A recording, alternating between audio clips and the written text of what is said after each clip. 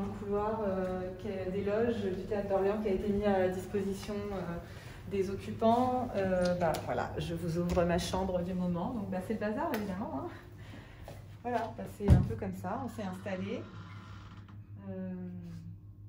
Je suis Coraline Cauchy, je suis comédienne, metteuse en scène et je dirige aussi une compagnie qui est basée ici à Orléans. On est rentré à une soixantaine d'intermittents et aussi pas intermittents, enfin disons des précaires, des gens qui se sentent concernés par la situation du milieu de la culture. On est rentré à 60 vendredi 12 mars à 17h17 pour être très précis.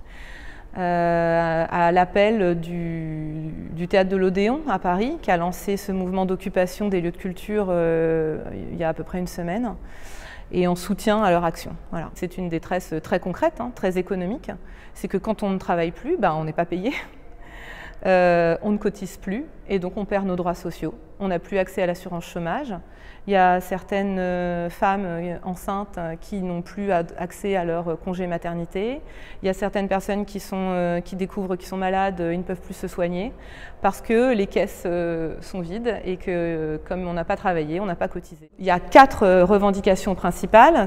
La première, c'est qu'on veut l'annulation de la réforme de l'assurance chômage, et ça ne concerne pas uniquement les intermittents.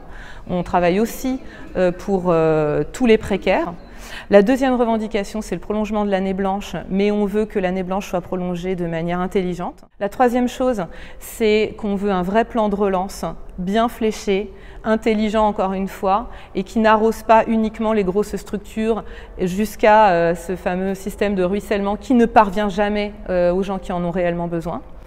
Et la quatrième revendication, c'est la réouverture des lieux. Tout à l'heure, il fallait y avoir une visio avec l'Odéon. Donc l'Odéon, c'est lui qui a commencé cette révolte, entre guillemets, cette occupation. Orléans a suivi comme d'autres, Ouais. Châteauroux, etc. dans la région.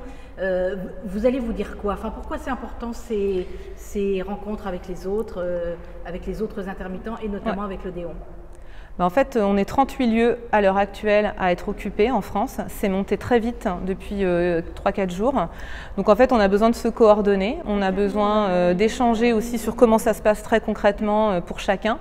C'est pas aussi simple que ça se passe ici à Orléans dans certaines villes. Donc déjà, on veut savoir comment ça se passe pour les uns et pour les autres.